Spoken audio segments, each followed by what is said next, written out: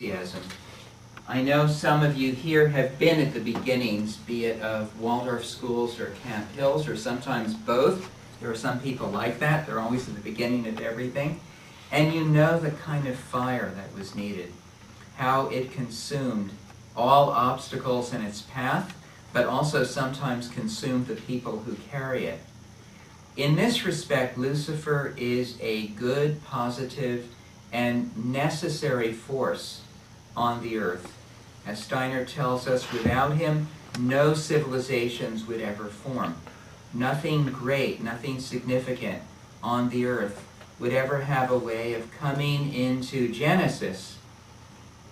But Lucifer also brings with him the sort of over-aesthetic quality that wherever Lucifer is strong, the arts are going to flourish, sometimes at the expense of all else.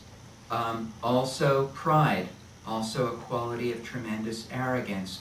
And eventually, because these qualities tend to get out of control and become destructive, civilizations begin to reach their peak and then they decay. And helping the decay, which is just as necessary for any civilization, indeed for any endeavor, for any human life, is another figure whom Steiner pictures here at the lower part of this painting. And this is Ahriman.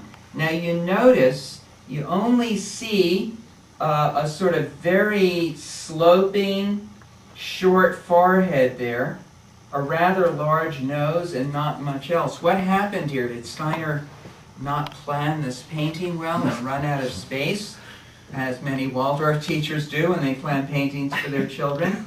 Or was it cut, or did I mat it in the wrong way? No.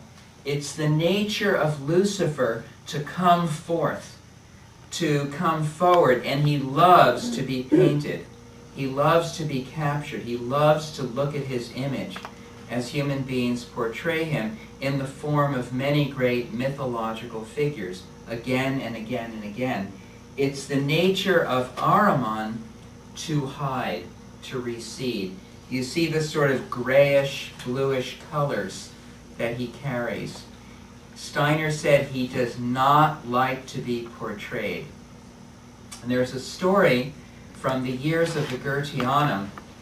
Rudolf Steiner had developed a way of working with glass which was different from the stained glass windows of the medieval times, but rather he used thick blocks of specially colored glass.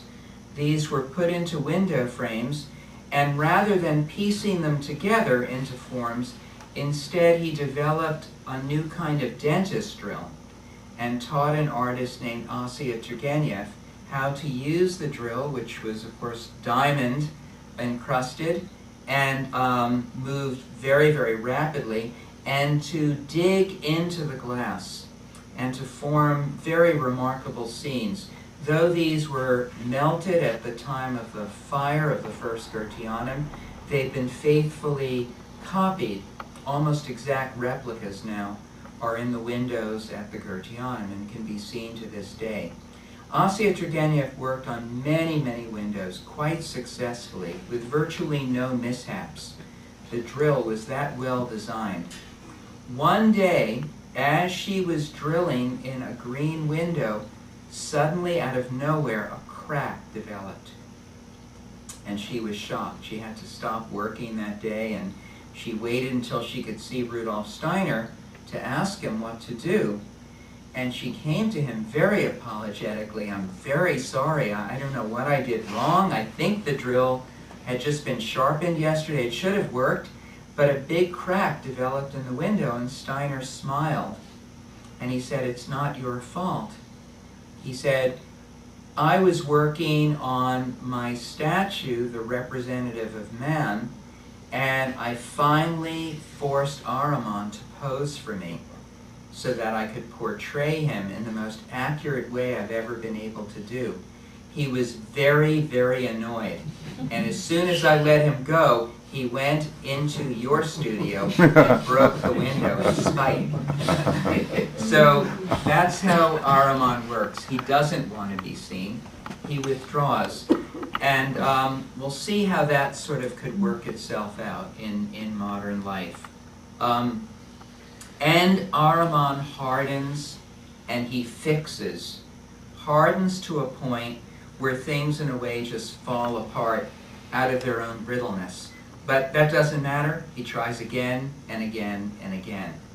So Waldorf education, like anything, began with Luciferic help.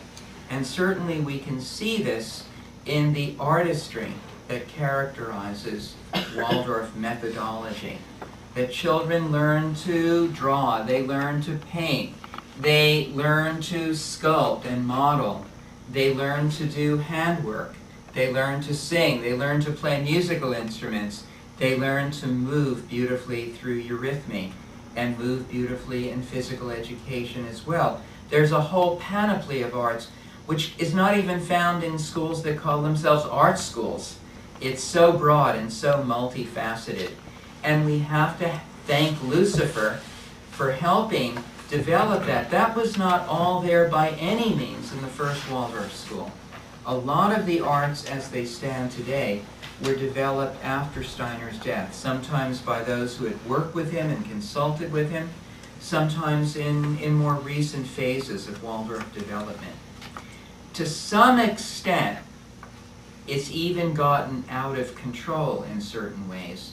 And there can be sometimes a tendency to teach everything artistically. That everything has to look beautiful, especially in the younger grades. Every page must be shaded, whether one is writing out a fairy tale or writing out a multiplication table.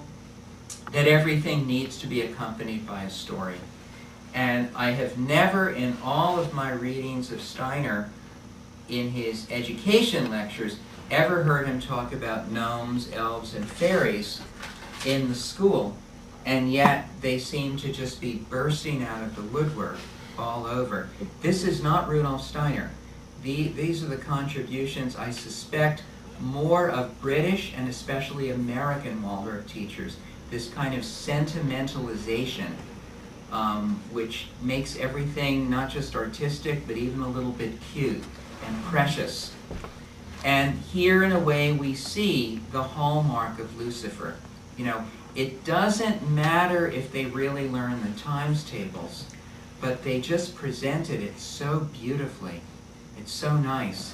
It was like when I went to Brown University, I was lecturing nearby and went to meet an alumnus of Green Meadow, and he introduced me to one of his professors, and then he left for a few minutes, and I said to his professor when we were alone, "How is David doing?" You know, I was amazed he got into Brown to begin with. He was never an exceptional scholar. "How are things going?" And the professor said, "He is a straight A student. He's making straight A's." I was astonished. "Just a moment," he said, "his B's are a little bit crooked, but his A's are really straight." And sometimes it's that way in the Waldorf schools. That's too great an emphasis. So we in a way have to expect, especially now that we're coming to the end of this great cycle of Waldorf education, its first great phase, its first real century, that Ahriman is going to be making himself